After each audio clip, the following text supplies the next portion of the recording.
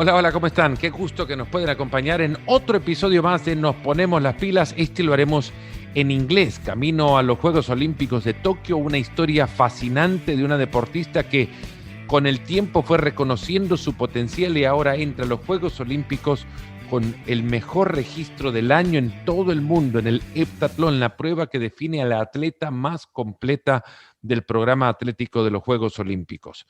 Annie Kunz, de Golden, Colorado, ex jugadora de fútbol del equipo de mi universidad de Texas A&M, nos acompaña hoy en Nos Ponemos las Pilas. Así que disfrútenlo, espero que puedan llegar hasta el final y escuchar una historia fascinante, de verdad, lo que ha tenido que superar para poder llegar a estar ahí a donde está, en el equipo olímpico de los Estados Unidos y con posibilidades de subirse al podio, ni más ni menos. For those of you that are joining us, because this one is in English and we have a great guest today, Annie Kunz from Golden, Colorado, the #1 heptathlete in the world in 2021. She's opened up her busy schedule leading up to the Olympics to give us some time and share her story. A story of an athlete that through these particular times has gone through struggles and has achieved the greatest of success by punching a ticket to the Olympic Games. Over the past 2 seasons, only 2 athletes have had a better heptathlon score than Annie Kunz of the United States. Those are Katarina Johnson-Thompson of Great Britain and Nafi Thiam from Belgium, the defending Olympic champion, in a tough 2-day event, 7 events over the course of 2 days. Annie Kunz goes into the Olympics in Tokyo as the #1 heptathlete in the world prior to the Olympics, and we can only tell you that the story is one worth listening to. So time for introductions now. If you have followed this podcast over the years, you will come to quickly realize that today's guest might be close to checking all the boxes when it comes to having the ideal guest for the profile of this podcast. A track athlete, an Olympic athlete, soon to be Olympic athlete, a former soccer player, and a Texas A&M Aggie. Annie Kunz, so great to have you on my show today. It is a great pleasure to welcome you into the show as the #1 heptathlete in the world. How does that sound? I still get chills. It's so crazy. It's so exciting. It's been a whirlwind, but I'm just super grateful. So thank you so much for having me on. And gig 'em, Aggies. Of course. We're going to be totally biased towards the Aggies here. Yeah, exactly. Well, it's captivating, Annie. You've come. I mean, your PR over the trials was just out of this world. I mean, you have right now the #1 point total in the year. It's a short year for an event that has very few chances to score, and will most likely have the Olympics as the main competition of the year. It is the main competition of the year, but for multi-events, it is the one event in which everybody will expect to shine. How do you come to it? I mean, I know the story is long, and your story in particular is long and whirlwind and has been through many different places, but how do you get to 6,700 points in Eugene? Man, it's been a journey. I think that's why if you watch the video, I just became so emotional when I saw that number up on the board. I never thought that 67 was attainable for years. I remember just being excited to score 6,000 just like 2 years ago. Or 6,100. So for me, it's just been a really long up and down journey for the last 5 years. I think when COVID hit, for a lot of athletes, for everyone in the world, it was a hard time, especially athletes that were training for the Olympics, because we've been training for, at that point, 4 years now. So with postponement, I think that really turned into the biggest blessing that I could have had, because I got an extra year to get better. And when COVID hit, I didn't take any time off. I almost had anxiety about not training, because I was kind of hitting my stride just before COVID and shutdowns. I just come off winning the indoor national championships, and I had the 8th best time, or best all-time score there. So I had momentum and I didn't want to lose it. And so I was like finding parks and fields to kind of sneak into in California. I remember I found like a basketball court, and there was grass, like it was backing up to grass, and I took my shot put out there and I used that as my shot put ring, and I just ruined this grass field over there. So I found ways to use my time wisely. I dialed in my nutrition. I found a sports psych that I've been working with for like 8.5 months now. And I used the time to get better. And I think it was the biggest blessing I could have had, because I honestly, if the Olympics had happened when they were supposed to, I don't know that I would have had the same outcome. And I played soccer through college. I was always playing catch up, I felt like, for years with the girls that I was competing against, because they had been doing the heptathlon since high school. And so it just kind of gave me that time to catch up and get stronger mentally and physically. And yeah, I mean, 6,700, I don't know. It was a God thing. It was, I trusted my body. I knew I was I knew my body was ready, and kind of just tried to enjoy the experience as most as I can. I committed to, no matter what happened in the meet, if I failed, if I came up short of anything, I was going to smile through it, and I was going to be grateful for the experience, because it's been so long since we've had a competitive atmosphere like that, and you're not guaranteed it ever again. So I think that allowed me to relax and really just be in the moment and enjoy it. And the score showed, obviously. It's crazy. So many things and topics to talk about, touch upon, but I want to go first to the trials and what we just lived and what you just lived through the Olympic trials, which were demanding. Of course, your event naturally is a demanding event, 7 events through the whole of 2 days. Yeah.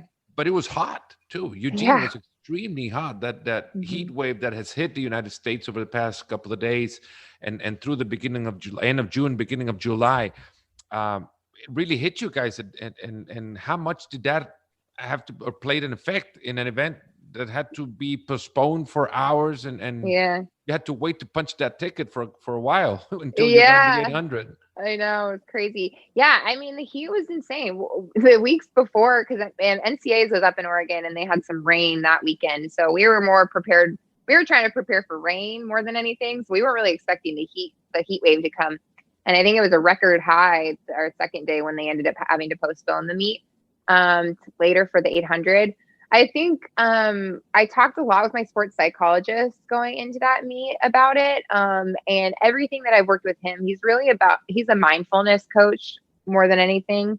And it's all about acceptance and being present. And I think when you keep drawing attention, you keep focusing on, gosh, it's hot, like, you know, my heart rate's up. Like, you keep focusing on that instead of just accepting it and moving on and doing as much as you can, focusing on what's in your control. Those are kind of the conversations we had going into the meet. And then just tools. I was speaking with my nutritionist that I work with. She was sending me electrolytes, putting salt in my water. We had ice packs that we would warm up with in our hams to cool our core. We had ice vests in the warm up area. So, I mean, just putting systems in place to be successful in the heat and preparing as much as I can. And then just not allowing my attention to be focused on something that's out of my control. And everyone is in the same boat. So the heat was a factor, but it didn't ever feel like it was, getting in the way of putting up a good score. And running at night obviously helped a lot, because I think the temperature was down to like 95. And yeah, I think with everything else going on, I was kind of distracted, and the heat didn't feel like that big a deal. So, and heat puts up good scores. Your muscles are warm. You don't have to warm up as much. So just kind of tried to accept it and take it with stride, and it ended up working out. You had 4 PRs over the course of that exceptional heptathlon at the Olympic trials, and you had great competition too. How much of this will prepare you to what's coming up in 4 weeks? Not only the competition, but the fact that you come from on the back of scoring your best score ever and PRing in 4 of the 7 events.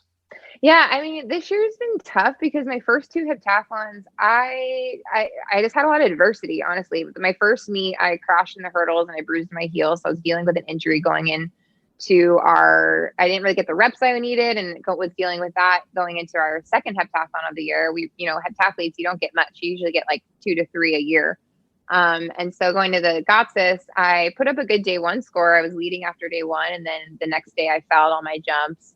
And so going into the trials, I didn't know what I didn't know what I was going to score. Like I hadn't put something together. So now knowing where I'm at and what I have the potential to score, and seeing that, I think my score would have gotten like second or third at Rio.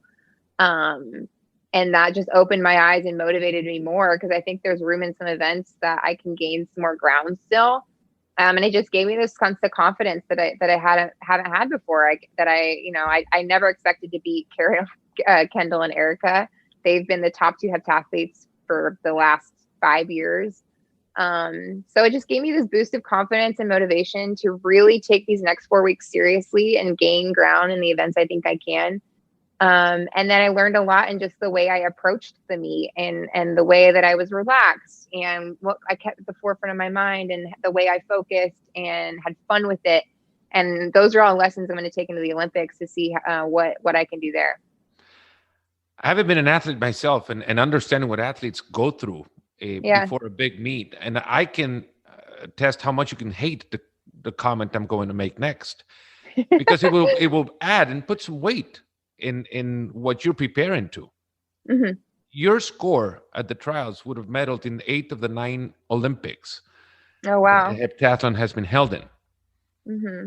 So you think you repeat that, you might be coming home with something around your neck after the Olympics in Tokyo. That's so crazy. I know that can add pressure to you, but it can also give you a good sense of where you stand in relation to an event that hasn't been seldom held over the past 2 years because of what we just went through. Yeah. How do you cope with that? With the idea of, listen, if Annikens performs in Tokyo, you might be going on that podium. Yeah, I mean, it's just exciting to me. It puts me in a group of girls that I didn't realize that I would. Like, Annie, I get nervous asking that question for you. I'm sorry I'm interrupting, but I'm thinking about it. No, you're fine. Yeah, in 4 weeks, we might be talking to an Olympic medalist. Yeah, I think it just gave me a sense of excitement and motivation more than anything.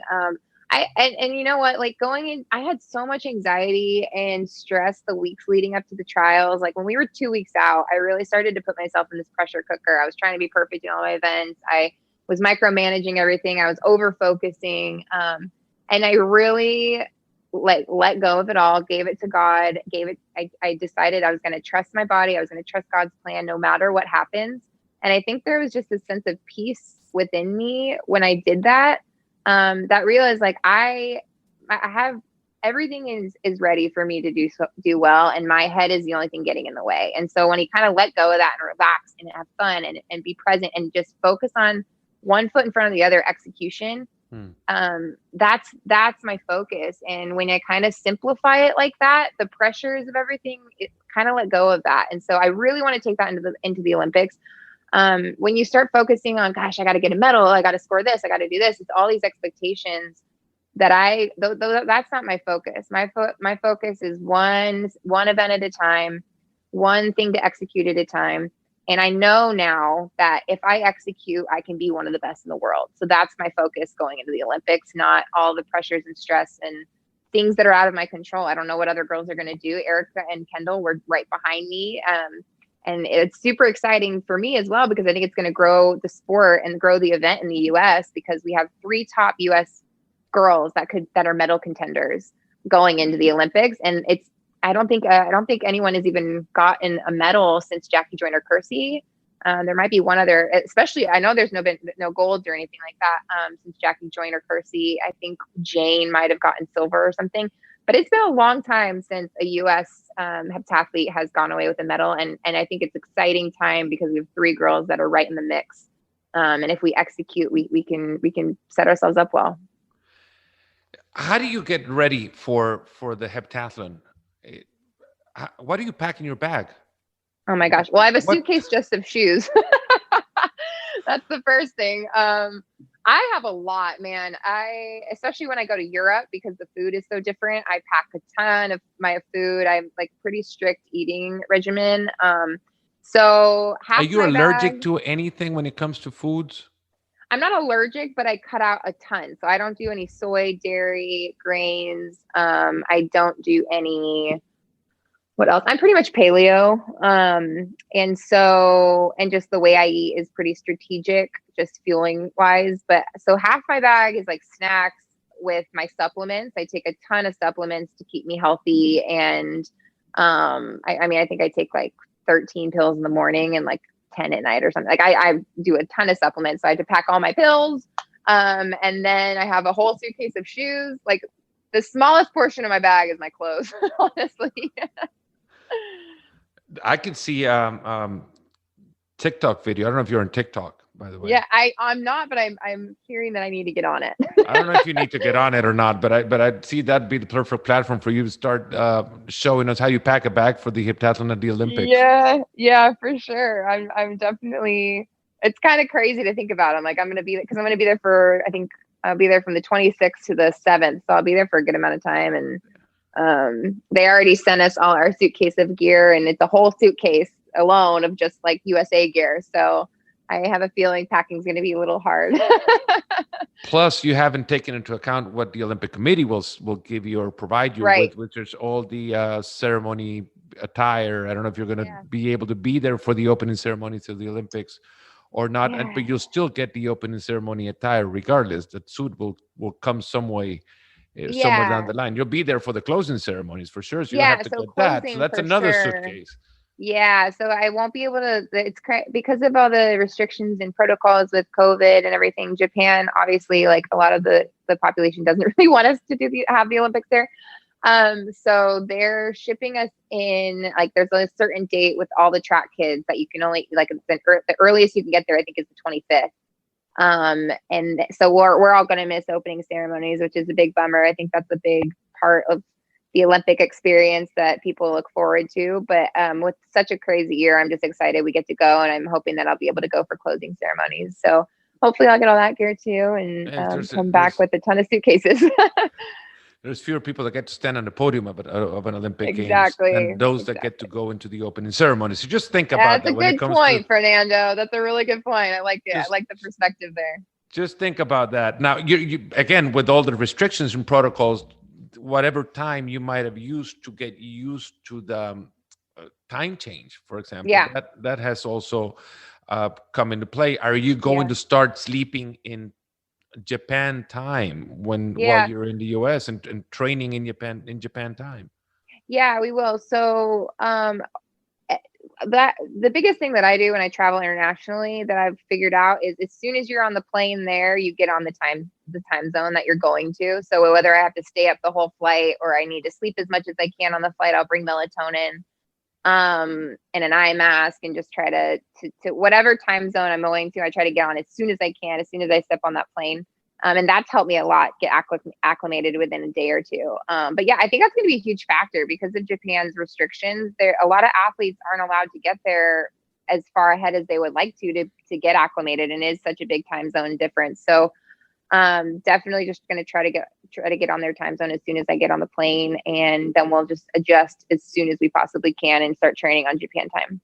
So most of that are listening have never been to the Olympic Games, much less have been Olympic athletes. What happens after you've won the heptathlon and you've won the Olympic trials and you've placed in the top 3 at the US trials? What happens next? What are the logistical aspects that come into taking you to the Olympics? So there's got to be some, I don't know, guy in a suit that comes and tells you, "Congratulations, Annie, you're going to the Olympics. Fill this form out."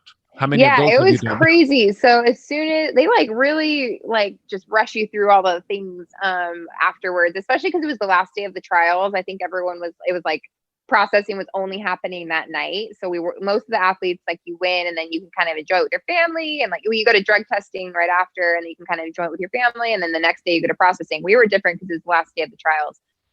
So like we win, they shoo us off. They give us our little processing card. They take us into interviews.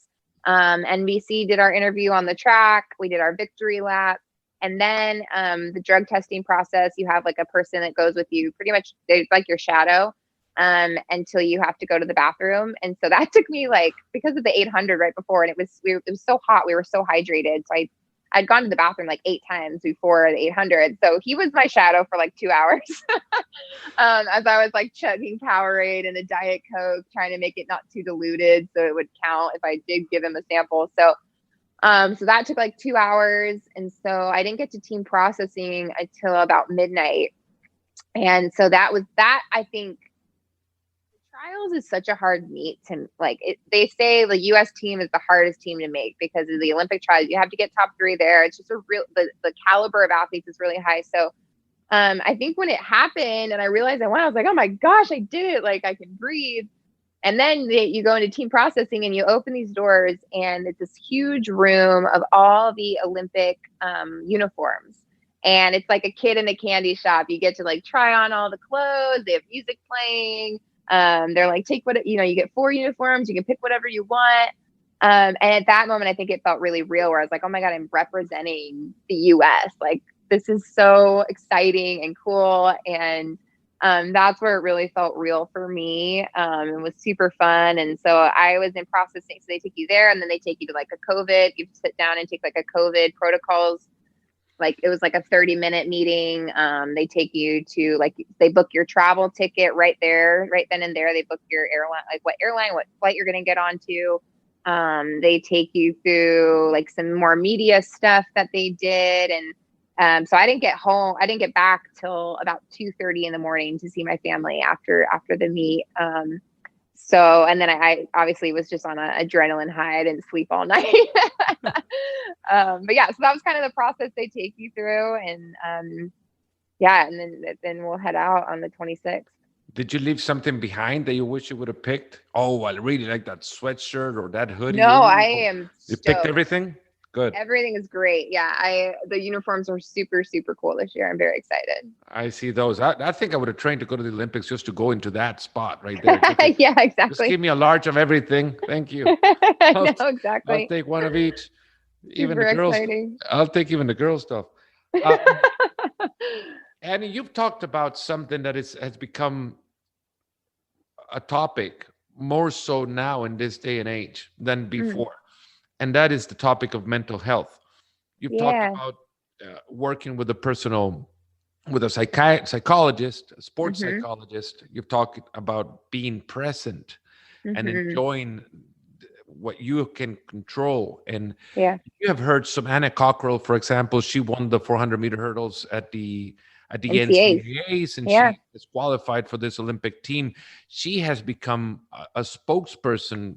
I mean, maybe she doesn't want to, but she has done so for that topic in track and field in the US. And so many other athletes around the world have spoken about it so much.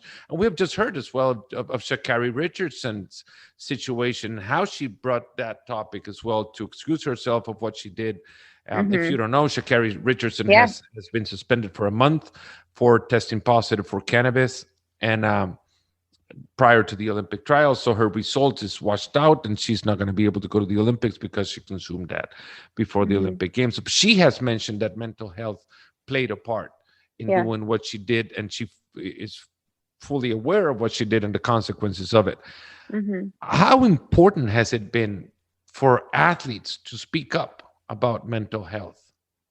Gosh, I think it's huge. In today's day and age, we get this highlight reel of people on Instagram and TikTok and Twitter. And, it's a highlight reel of people's lives. And I think too often you see the outside and it looks perfect and everything's great. And you truly never know the struggles that someone is going through internally. Everyone is fighting a battle that they don't know anything about. And so I think for people to speak up and realize and normalize mental health issues is huge, because especially with the year of COVID, everyone went through hard times, especially a lot of athletes, because a lot of times I think our identities get caught up in our sport. And so when that gets stripped away from you, it's really hard. And that happened to me through COVID. I didn't have much going on. Like I didn't have income coming in. I was working out, but I'm completely by myself. And so it only took up like 2.5, 3 hours a day and then I'm like, well, what do I do the rest of my time? You're sitting there in your thoughts and it can be a really dark time. So I just want to speak out about it because I think it's everyone goes through things. And I think if we talk about it, especially for me, it's just helped me. It's a healing process. It's really helped me overcome some hard times. And there's no shame in talking about it and being open about, hey, I'm dealing with this, and my life is great, but I'm still inside like struggling with this. And when we talk about it and build a community with each other, I just think it opens the doors for so many people to overcome those mental health issues. And I just want to be a part of that and use my platform to show people like it's not all rainbows and sunshine all the time, and it's so normal for people to go through things. And when we do, it's important to talk to someone that can help and heal and help you overcome those times. You said you never stopped during COVID, and I guess everybody went through and has gone through to some extent or another with the shadow of uncertainty. And there's no worse companion to an athlete than not knowing what they're preparing for. Yeah, right. I mean, sweating, bullets out in the heat and running on endless reps. Yeah. For what? You might have thought about it as well. What are you training for? What kept you going? Oh, 100%. I mean, you're sitting there, you're like, gosh, what am I doing with my life? Especially I'm an unsponsored athlete. So like, no one's paying me to do this. Like I was out there by myself for the first time in my life without a coach. And I think I'm grateful for it because it really taught me like how bad I do want this and how passionate I am about track and field. And I'm really grateful for that. But yeah, there were so many times of uncertainty where I'm like, what am I training for? Like, I don't know when my next meet is going to be. I don't know if the Olympics are going to get canceled. But for me, it was just, I didn't want to have any regrets. I didn't want to look back and say, dang, I wish I would have taken that more seriously. And I wish I would have worked harder. I wish I would have gone out by myself. I didn't want to look back and have any type of regrets because I put so much time and effort and sacrifice into the last 4 years. And I didn't want to not make the team because I didn't take it seriously and didn't work my butt off when it came down to just being me by myself. So I think that was my big motivation. And everyone's different. I know like Erica took some time off because she needed to just like decompress and step away from track for a little bit. So I guess that's kind of what helped me through those times. And I actually started seeing a therapist in the middle of COVID because I had a night where I sat on the couch with my boyfriend and I just started crying. And I said, I think I'm depressed and I don't know what to do. And I've never had this happen to me before. I've always been a really happy person. I have tons of friends, but I've never struggled with like a depression like that. And he said, I think you're right. And I've seen the signs, and let's find you someone to go talk to. And I still see her to this day, like once a month. And she's amazing. She's more of like a life coach. And she really helped me get out of that and find my purpose in who I am and that my identity isn't track. And I think that's huge. And I think that we all just need to talk about mental health more because it's so common. What comes up in the next 4 weeks for you? What sort of training do you go into? What preparation? What things do you need to improve on in order to perform? Yeah, the next 4 weeks, I mean, it's going to be pretty similar to the cycle before the trials. I think that I think shot put, honestly, it's my best event. But I definitely had some like up and down weeks leading into the trials. I'm really glad it started clicking like the week and a half before again. I found the connection, but I definitely want to work on that. I think that I didn't realize how many points I can gain in shot put because a lot of the girls fall off there. So that's definitely something I want to take back to the drawing board and try to see what I can do better to gain some more ground there. I also think my high jump, I want to really just go back and watch film and see where I can improve there. I think I have at least one more bar that I could probably get in shot or high jump. You get like 30 points per bar. So there's a lot of points there to be gained. And yeah, I think other than that, it's just, I think I learned from this last meet, like what I've been doing is working. So I'm going to stick to that routine that I've developed for the last 2 years, as far as nutrition and everything goes, and just continue to work my butt off and see what I can do at the Olympics. What I was going to ask another question, but now you talked about nutrition. There's so many things you keep up in preparing for a big event. Yeah. What's going to be on your plate as soon as the Olympics are done? What's that thing Oh, you're it's giving up on that you're saying, oh, I need to have I that as soon get as Tokyo's over with? big pepperoni pizza. I love pizza and I have the biggest sweet tooth ever, and I love butter cake. So that'll probably be on my plate as soon as I touch down from Tokyo. Who was under on your in your room? Which poster or posters did you have growing up? Mia Hamm.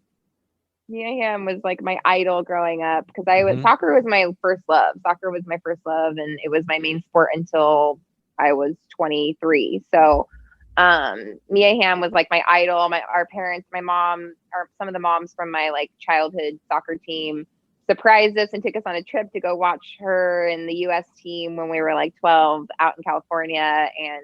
And yeah, definitely like Mia Hamm, Julie Foudy were the girls that I looked up to the most probably. So 97 games as a Texas A&M soccer player. 97 games, 39 goals. I mean, outside of Mia Hamm, who else did you follow up? Who would you see on video to follow up on their moves, playing as a Oh, for forward? soccer? Yeah. Messi. I love, love, love watching Messi. I mean, you can't really mimic what he's doing out there. But we would watch a lot of Barcelona in college, like if for film and stuff. Our coaches would show us a lot of that, and Messi was always amazing. Obviously, he's a midfielder, but Rooney as well. I really loved watching him. Yeah, those are probably the main two You that I still follow love. the game? I have been so caught up in track the last few years. I still follow A&M and what those girls are doing every year. And I still keep in touch with everyone that I played with and stuff. But I definitely, I wish I have kept up a little bit more than I have. I've just been so distracted with track and everything. And I really don't have that much free time. So it's kind of hard. Keep on those distractions going. I mean, you'll be fine without following the game. We'll keep you up with any Yeah. news Yeah. You can, I'll rely on you to keep me in updated. case you need to know. But you come from an athletic family as well. I guess Yeah. there's never been an Olympic medalist in the heptathlon that also has a somewhere at their parents' home and a Super Bowl ring with your Oh, father really? I didn't being a know that. Super That's Bowl. I don't cool. think there is. I don't. Yeah, probably. I mean, But heptathletes grow up in a multi-sports background, right? I yeah. mean, Hmm. they're not. Of course, they are versed in many fields. You Yeah. come from a soccer background. Who else do you know that comes from another sport into the heptathlon? Oh gosh. Well, the girl that Heather Miller, who got second at the last trials, was a dual sport athlete. I think she did basketball in college as well, maybe volleyball. I can't remember, Hmm. but I remember connecting with her at the last trials because we were both dual sporties and connected on that. And she's actually a huge reason why I got out to the center because she was training there with my coach and talked to him and just said, she thought I would be great fit. And so she was a huge one. I actually, they're dual sport athletes are kind of rare, especially in college now, especially because they just feel like coaches are just so particular about not having any other distractions and solely just putting everything into one sport. But I feel like it's made me as good as I am today because it's put me in so many different situations. It's put me in team sport atmosphere, and then I've gotten the individual sport atmosphere with track and field. So, yeah, I don't know. I think I'm a huge fan of dual sport athletes, and I promote it all the Have you time. ever been to Japan, Annie? No, I have not. I've never been to Asia or anything like that, so I'm super super excited. What are you most looking forward to seeing? Well, we aren't going to be allowed to leave outside of the village and the track. So obviously the village is going to be incredible. I've seen a couple of videos and it looks amazing. It's going to be interesting because we're supposed to like be very strict. I think they're tracking our phones. We have to Hmm. like download an app and they're going to track our phones to make sure we're like 6 feet apart from people. And they told us we need to have like a 6 foot long charging cord so we can make sure we're away from our roommate. Like just these really intense things. So I don't really know what it's going to be like. But just to be in an atmosphere with the caliber athletes that I'm going to be around that's like probably the main thing I'm looking forward to. Because Any you athlete see you're in particular interested in meeting? oh man. I'm not gonna, this is going to be the There's first so Olympics many. since 2000. actually since 1996, since Michael Phelps. Yeah, I know. Michael Usain Phelps was Bolt. probably one that I would, Usain Bolt and Michael Phelps are for sure the two that would have been like on my top to see and meet and be around. I'm just gonna be like a sponge. I'm excited to see everyone. Like, I can't wait. I don't even know what to expect. I just am excited for the experience. I'm just gonna try to really be present and enjoy it and not fangirl too much. Have you gotten any calls from sponsors, since you just mentioned you're a non-sponsored athlete? Has any commercial opportunities opened up after your viralized celebration of the Olympic ticket? While I ugly cried on national television. It has been, that's probably been the craziest part of the last few days. It's been such a whirlwind from going from like literally having no support to all these people coming out of the woodwork. I just signed with an agent, or I just committed. I haven't signed anything yet, but I just committed to an agent, a track agent, and then like a PR and marketing agent. So that's really crazy. My main thing was like getting people in my team that I feel safe with, that I won't have, like, they can handle everything, and then I don't have distractions these next 4 weeks while I'm trying to train. But yeah, exciting stuff there. They're talking to New Balance, Adidas, Nike, I think Asics as well. So we'll see if there are any deals on the table. I'm just super, super blessed and grateful for that. And then there's some partnerships that are coming up with different companies. And I think the most exciting thing is just that I might be able to be financially independent and make a career out of this, which I didn't think was an option for me. I didn't even know that I'd be able to go past this year financially. So to be able to stand on my own 2 feet and continue to do this. So for that to be on the table just gives me so much hope that I can continue on and with my passion for hopefully a few more years. You're going into a life-changing event. Yeah. Annie, and we wish you all the best. Thank you so much. These days that are coming, and hoping to see you over there in Tokyo. And again, I was going to say give you a big hug over there, but I don't know. We'll do it virtually. We'll have the air hug. We'll do it virtually at some point or another. Virtually. But certainly looking forward to seeing you and your story unfold in Tokyo at the Olympics. Annie, it's been a great pleasure. It will be great pressure too, but I just don't. It's been a great pleasure to have you on my podcast, and I'm sure the listeners will enjoy your story, and we'll certainly have a lot more followers in Tokyo than you think. Yeah, it's been fun kind of doing reverse, because last time we were on the phone together, I think Casey and I were interviewing you. So I was there in the studio, Texac Studio in George Bush Drive in College Station, Texas, a place that I adore, and I'm looking forward to going back every single chance I get. People ask me, like, where would you like to retire? And I tell them I like to retire in College Station, Texas. Oh, and they look at me like, they're like, are you sure? Where is that? Yeah, they're like, college what? And I tell them, listen, you can there's everything, you can do everything over there. I mean, first of all, you got barbecue. It's just a community that, the community and the culture down there, you can't beat it. So it's such good people and such an amazing community, and I don't blame you. I'm not trying to make it a retiree town. I'm just saying I will retire there. Everybody else go wherever they want to go, but I just want to retire there. Exactly. Oh, Annie, thank you so much, Fernando. This has been such a pleasure. My pleasure too. Best success. They say I'm not going to wish you good luck, because luck is just for those that need it. Yay, there you go. You're going to achieve great things. You're going to do great things, and looking forward to talking to you over there as well. Great lead up to the Olympics, and have a great Olympic experience as well. Thank you so much, Fernando. I appreciate it. Así que muchas gracias. Hasta ahí llegamos. Gracias por acompañarnos en este episodio de Nos Ponemos las Pilas. Thanks to all of you that have joined us for this episode of the podcast. I hope you guys come back. We'll definitely have more English-speaking guests coming up and leading up to the Olympic Games. Hope you have enjoyed it. Thank you very much, and we'll listen to you, or we'll be here listening to each other next time. Muchísimas gracias, y nos encontramos en el próximo episodio de Nos Ponemos las Pilas.